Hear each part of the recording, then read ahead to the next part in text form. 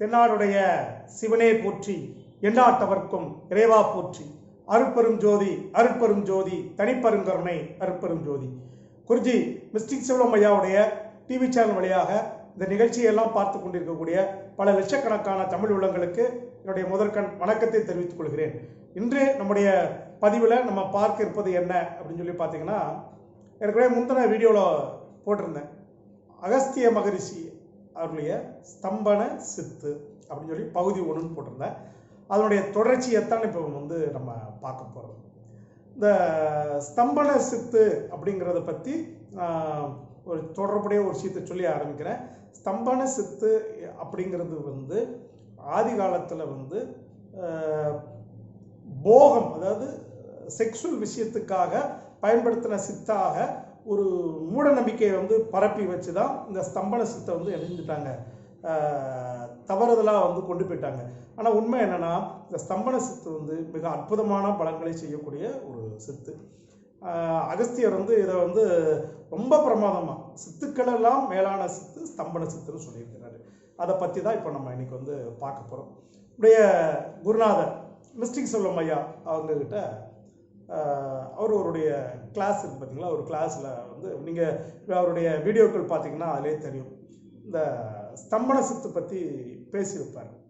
அது எப்படின்னு கேட்டிங்கன்னா, அவர்கிட்ட ஸ்தம்பன சித்து சம்மந்தமாக நான் ஒரு விஷயத்தை நான் பேசுகிறப்ப தான் அவர் நிறைய விஷயங்களை சொல்லி கொடுத்துட்டு உடனே சொன்னார், எப்பா இதை கட்டாயம் வெளியே சொல்லணும்ப்பா, இது சொல்லாமல் இருக்க தவறு அப்படின்னு சொல்லிட்டு தான் அவர் ஒரு கிளாஸில் அந்த ஸ்தம்பன சித்து பற்றி பேசினார்.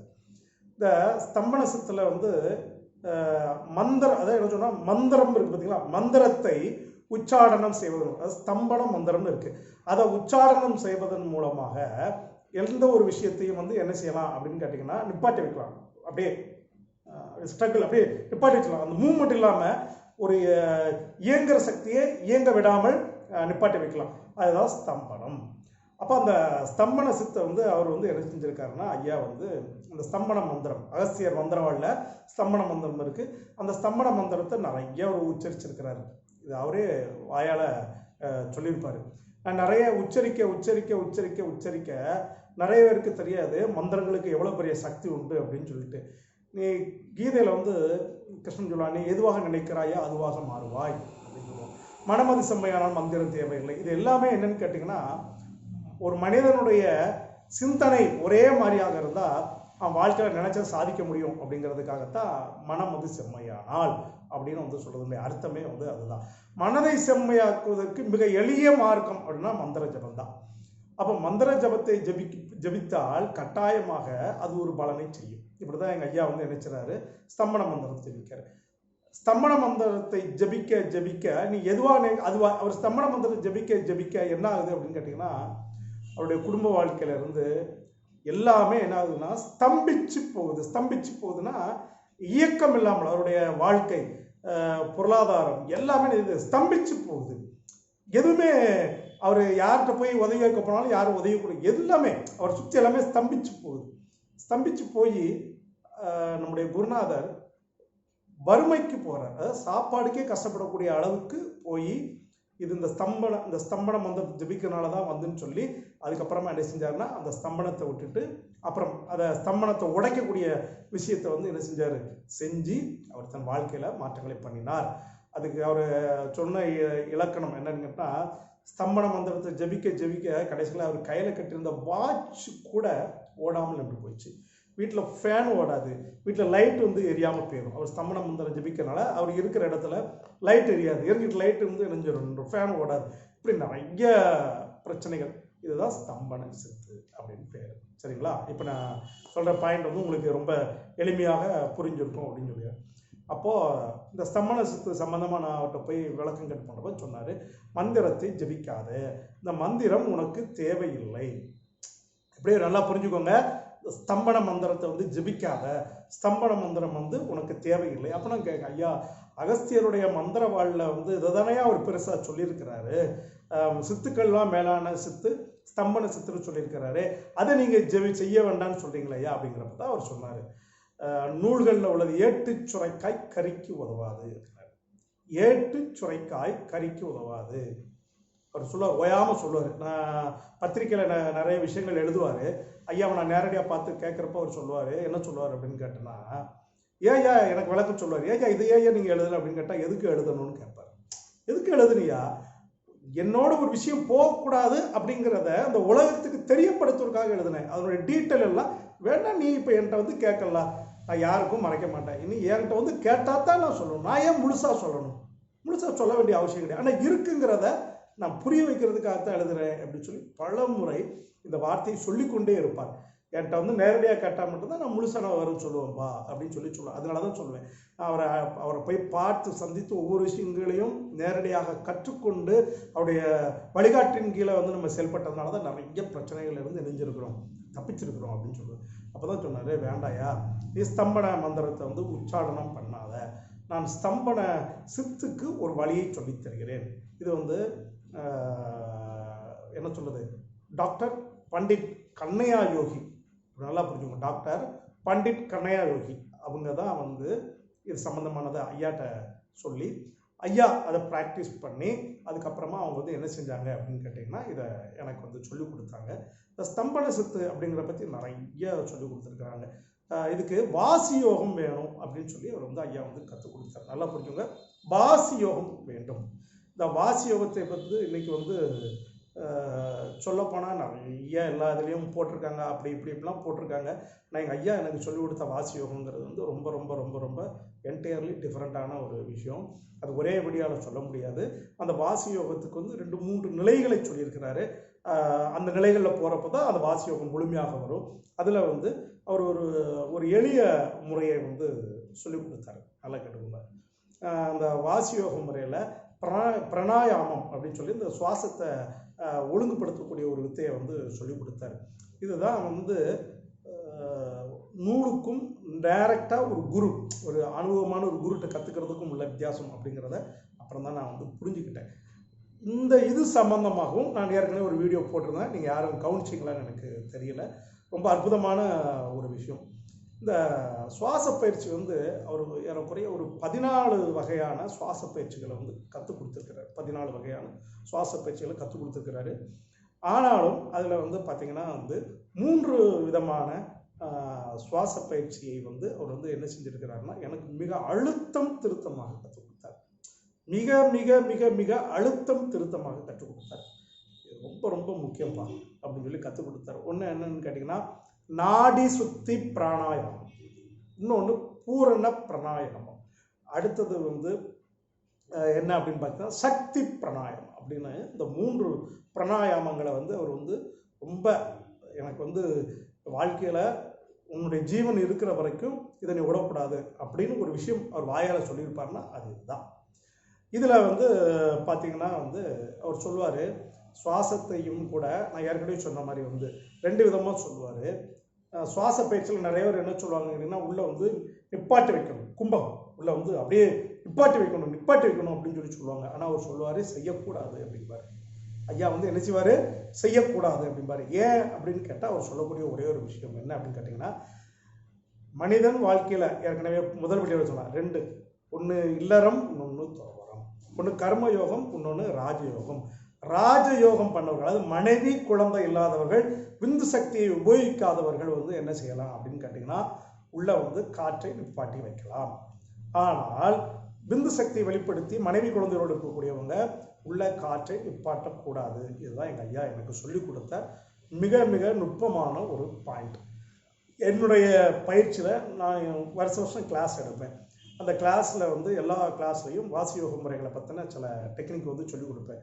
எந்த பயிற்சியிலையும் நான் யாரையும் வந்து கும்பகம் பண்ணுவதற்கு அனுமதிப்பதே கிடையாது. எங்கள் ஐயா என்னையை அனுமதிக்கல, தேவையில்லை அப்படின்னாரு. அப்போ வந்து அவர் சொன்ன ஒரு விஷயத்தை தான் இப்போ நாம் செய்யப்படுறோம். நல்லா புரிஞ்சுக்கோங்க, ஒரு மனிதனை மந்திர ஜபத்தால் பண்ணுகின்ற பொழுது அவனுடைய உச்சிலேருந்து உள்ளங்கால் வந்து எல்லாமே என்னன்னு கேட்டிங்கன்னா, உடம்புல ஒவ்வொரு செல்லும் வந்து அந்த எனர்ஜி, அதாவது பாசிட்டிவ் எனர்ஜியாக இருக்கலாம், நெகட்டிவ், நீங்கள் எந்த மந்திரத்தை ஜபிக்கிறீர்களோ அது உங்கள் ஒவ்வொரு அணுவுலையும் போய் தங்கும். அப்படி தங்கி அந்த மந்திர வடிவாகவே நீங்கள் மாறுவீர்கள். இதுதான் வந்து அந்த உபாசனையினுடைய ரகசியம், மந்திர ஜபத்தினுடைய மிகப்பெரிய ரகசியம்.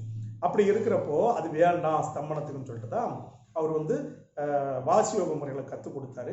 அதில் ரொம்ப எளிமையான நிறைய இருக்குது வாசியோக முறைகளில். அதில் அதை முழுசாக ஒரே வீடியோவில் சொல்ல முடியாது. மிக எளிமையான ஒரு வீடியோவை தான் நம்ம இப்போ இதில் வந்து என்ன செய்ய போகிறோம், சொல்ல போகிறோம். என்ன அப்படின்னு கேட்டிங்கன்னா, நாடி சுத்தி பிராணாயாமம். எத்தனையோ 14 வகையான அவர்கிட்ட வந்து பிராணாயாமம் மூச்சு காற்றை ஒழுங்குபடுத்தக்கூடிய விஷயத்தை அவர்கிட்ட வந்து நான் கற்றுக்கிட்டேன். ஆனால் எனக்கு மிக பிடித்தமான ஒரு மூச்சு பயிற்சி அப்படின்னு கேட்டிங்கன்னா நாடி சுத்தி பிராணாயாமம். இன்னைக்கு இந்த நாள் முதற்கொண்டு என்னுடைய வாழ்க்கையில் டெய்லி நாடி சுத்தி பிராணாயாமம் அப்படிங்கிறதை நான் செய்து கொண்டு தான் இருக்கிறேன். இந்த நாடி சுத்தி பிராணாயாமம் அப்படின்னா என்ன அப்படிங்கிறத சொல்லி அதுக்குண்டான விளக்கங்களை நான் சொல்லுகிறேன், பார்த்துக்கொள்ளுங்க. சரிங்களா? நாடி சுத்தி பிராணாயாமம் அப்படிங்கிறத செய்யணும்னு நினைக்கிறவங்க என்ன செய்யணும் அப்படிங்கிறத நான் வந்து இதில் இலகுவான முறையில் சொல்லித்தரேன், நீங்கள் பார்த்துக்கோங்க. முதல்ல என்ன செய்யணும் அப்படின்னு கேட்டிங்கன்னா, இதுக்கு தேவையானது வலது கை இருக்கு பார்த்தீங்களா, இந்த வலது கையினுடைய பெருவிரலும் மோதிர விரலும் இந்த ரெண்டும் தான் என்ன வேணும். இது கூட இந்த ஒரு நடுவரை வேணாலும் வச்சுக்கலாம்.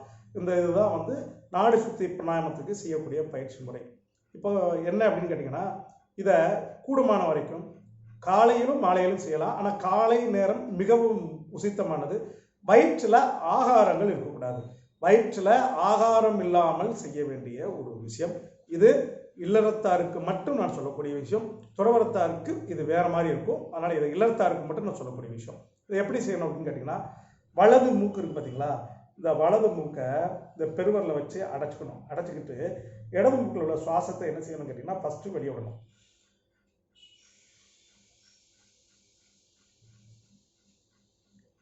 வெளியே விட்டாச்சு. இப்போ உடனே என்ன செய்யணும்னா, அப்படியே அந்த இடது மூக்கு வழியாக சுவாசத்தை உள்ள இருக்கணும்.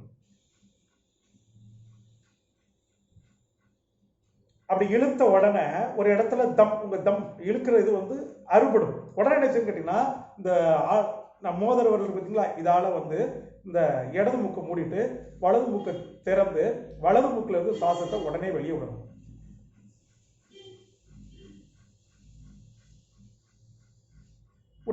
விட்டுட்டு உடனே பலபடி என்ன செய்யணும் கேட்டீங்கன்னா, அந்த வலது மூக்கு வழியா சுவாசத்தை என்ன செய்யணும், திருப்பி உள்ள இழுக்கணும். இப்போ அப்படி வலது மூக்கு முடியா இழுக்கிறப்போ ஒரு இடத்துல வந்து மூச்சு வந்து தட்டுப்பட்ட உடனே என்ன சொன்னா, வலது மூக்கை அப்படி வலது பெருவரில் கொண்டு மூடிட்டு இடது மூக்கு வழியா என்ன செய்யணும், வெளியிடணும்.